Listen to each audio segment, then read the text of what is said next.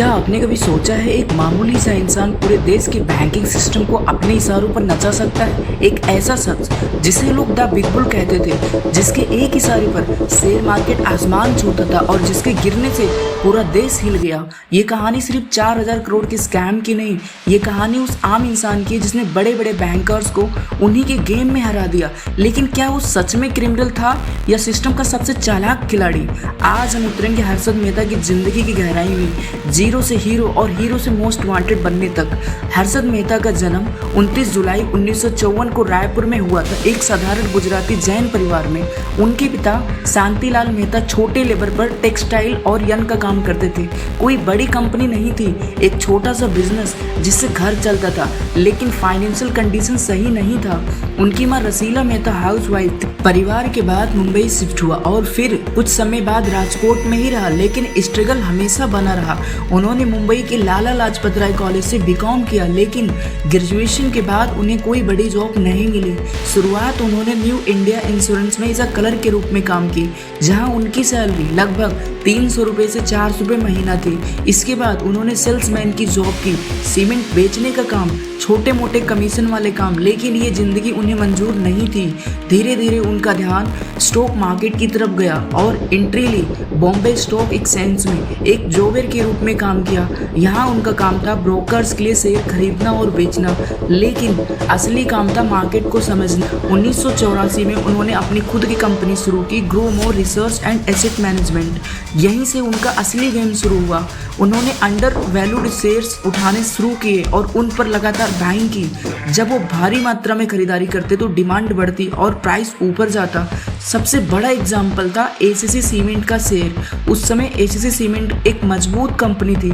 हर्षद मेहता ने बड़े पैमाने पर एसीसी सीमेंट के शेयर खरीदने शुरू किए। लगातार बाइंग और मार्केट में लिक्विडिटी डालने से एसीसी सीमेंट का शेयर 200 रुपये से बढ़कर लगातार 9,000 तक पहुंच गया। लोगों को लगा कि ये फाइनेंशियल जीनियस है जो मार्केट को समझता है, और उन्होंने आंख बंद करके इन्वेस्ट करना शुरू कर दिया। अब सवाल आता है, इतना पैसा कहाँ से आया? उस समय बैंक एक दूसरे को शॉर्ट टर्म लोन देते थे, जिसे रेडी फॉरवर्ड डील कहा जाता था। इसमें गवर्नमेंट सिक्योरिटी के बदले पैसा दिया जाता था। अगर सिक्योरिटी तुरंत नहीं दी जा सकती तो बैंक रसीद यानी ब्याज दी जाती थी, जो साबित करते थे कि सिक्योरिटी अवेलेबल है। यही सबसे बड़ा प्रॉब्लम था। सिस्टम पूरी तरह ट्रस्ट पर चलता था, कोई स्ट्रॉन्ग चेकिंग नहीं थी।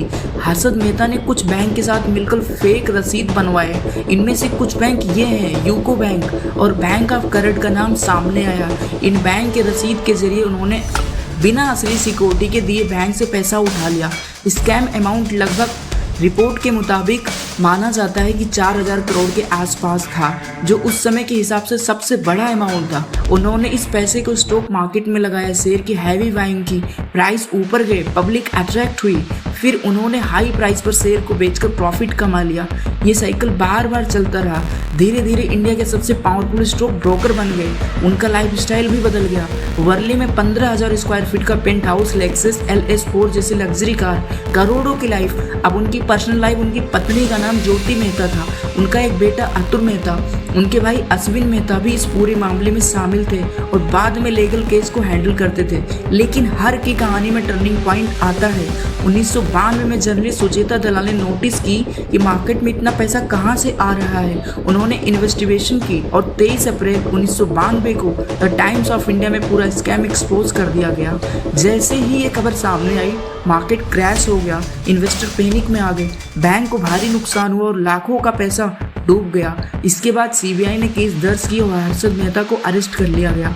उनके खिलाफ 70 से ज़्यादा क्रिमिनल केस और सैकड़ों सिविक्स केस चले।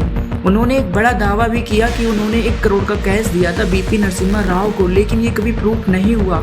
आखिरकार 31 दिसंबर 2001 को थाने जेल में उन्हें हार्ट अटैक आया और वहीं उनकी मौत हो गई। उनकी उम्र उसमें करीब 47 साल थे, लेकिन उनकी कहानी यहीं ख़त्म नहीं होती। उनके स्कैम के बाद पूरे इंडिया का फाइनेंशियल सिस्टम बदल गया।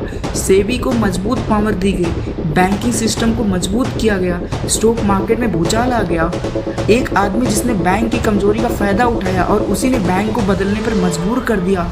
ये कहानी सिर्फ पैसे की नहीं, ये कहानी एम्बिशन और ग्रिड की है, क्योंकि हर्षद मेहता मार्केट को समझ गया था, सिस्टम को हरा दिया था, लेकिन खुद के लालच को कंट्रोल नहीं कर पाया और यही उसकी सबसे बड़ी हार थी।